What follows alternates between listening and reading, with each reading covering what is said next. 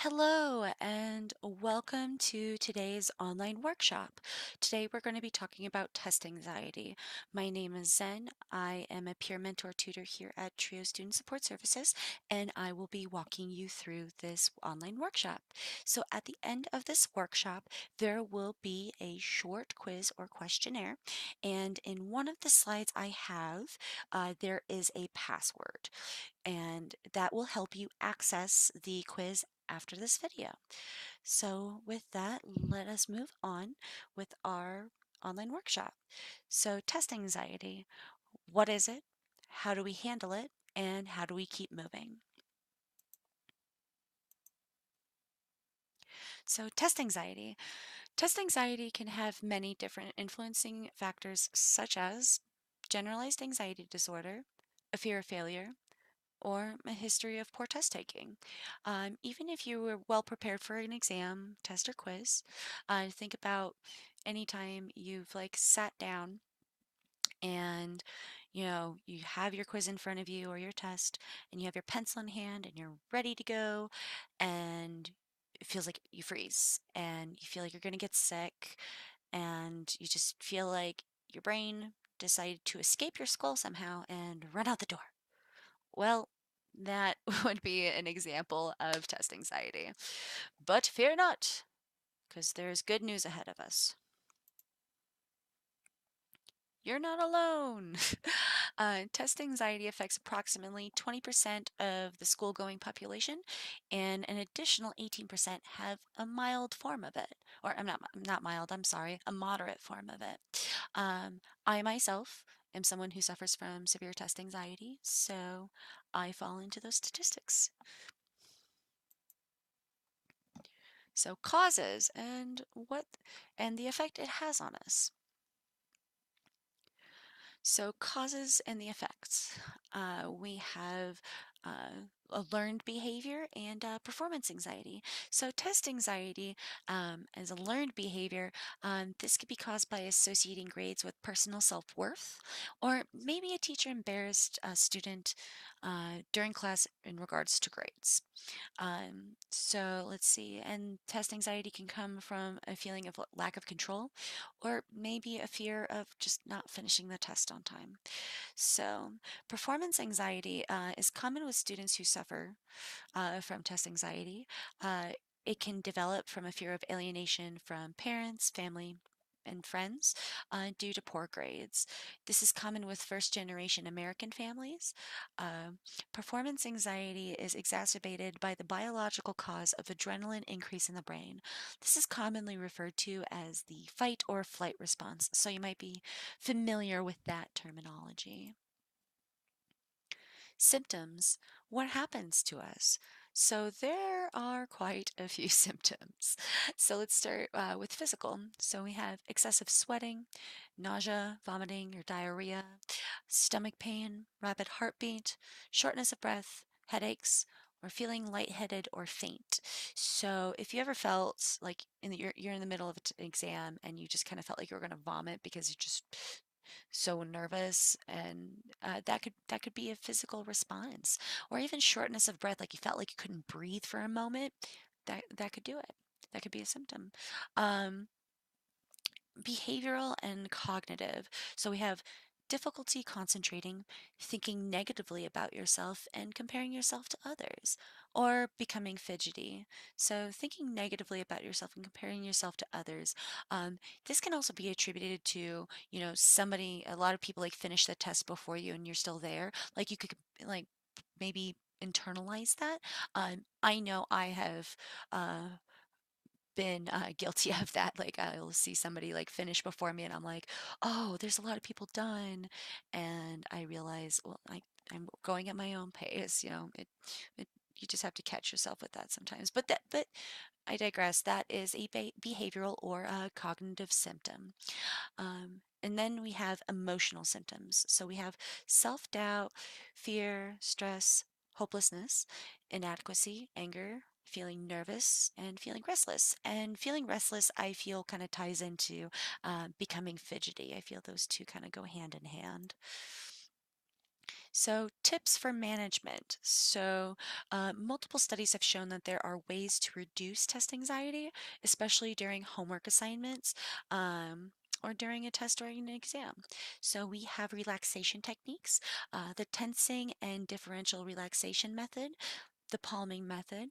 Then there's deep breathing and long-term relaxation techniques. We also have thought stopping techniques, and these are beneficial to people who have difficulty stopping their negative self-talk, and we'll go more into that into some later slides. We also have values affirmation, and we will get into those individually here soon. But some other techniques to minimize test anxiety, we have lifestyle changes, such as getting enough sleep, letting your brain decompress from the acts of the day and everything like that. Making some dietary changes, such as avoiding fast food or food that's high in fat or cholesterol. Now, when anything like this, I always recommend talking to your doctor or a dietitian that you trust, and see what's best for you and your body because everybody's different. Um, Incorporate some kind of meditation like yoga or being more physically active and get moving. So, this is also something I would recommend talking to your doctor about because, like I said, everyone's different. So, figure out what will work for you. Also, this is the slide with the password in the bottom left-hand corner. So just wanted to give you that little heads up there in case it wasn't very obvious. So let's get started on the different methods. So the first method we have here is tensing and differential relaxation methods. Here we have a step-by-step plan, like how to go about using this method. So first we have putting our feet flat on the ground, and with your hands grab underneath the chair.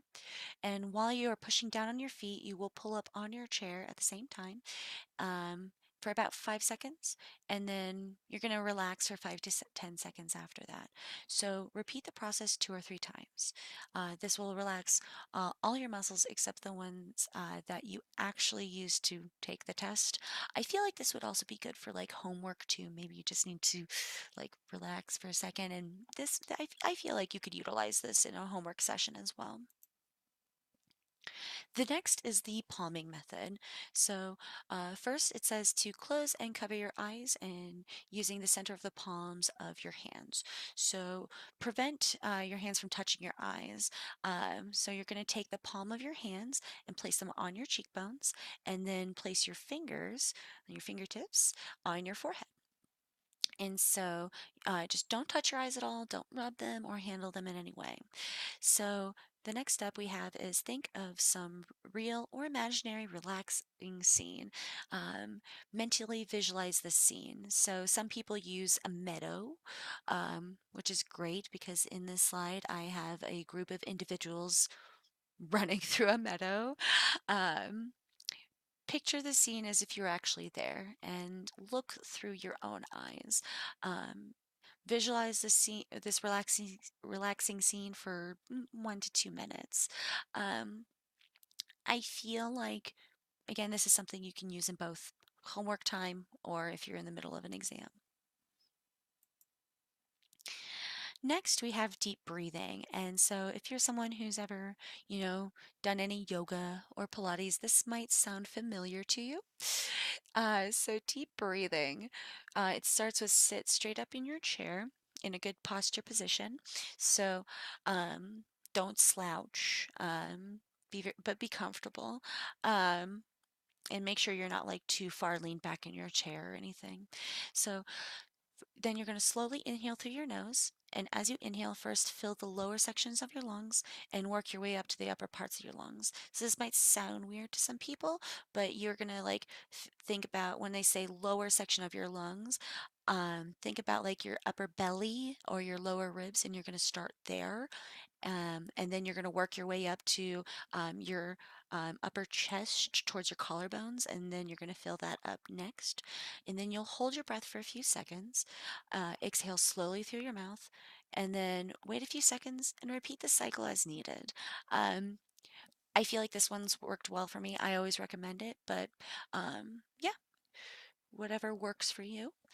And let's keep going. Yes. long-term relaxation techniques. So research has shown that cue-controlled relaxation response technique is the best long-term relaxation technique. So it means you can induce your own relaxation based on repeating certain keywords. Now, when they say long-term, that is something that takes time, so that will take a lot of practice. But figure out keywords for yourself that will relax you, such as the saying like I am relaxed. And everybody's going to have a different one, but whatever works for you, just practice that. And after enough practice, you'll be able to relax during tests. What to do after the fact? What happens now if after everything, test anxiety still gets the best of you? Don't panic. It's going to be okay. Let's say you didn't pass that test, and even with all your efforts of studying, practicing different exercises to push through your test anxiety, you still got a low grade.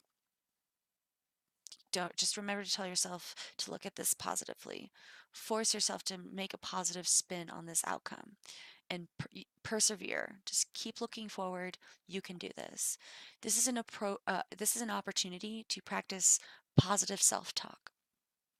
So, try unloading on paper. Studies have shown that getting all those negative thoughts down on paper helps get it out of your head. This is really good to do before tests, but also after. Acknowledge your bad feelings. Once you have them all written down, go back through and make them positive. An example of negative self talk: I failed this course last semester, and I'm going to flunk out of it again this semester. Well, turn that into a positive self-talk. I failed this course last semester, but I can now use my study/math skills to pass this course. So here we have some more examples of negative versus positive self-talk. So the first one we have negative.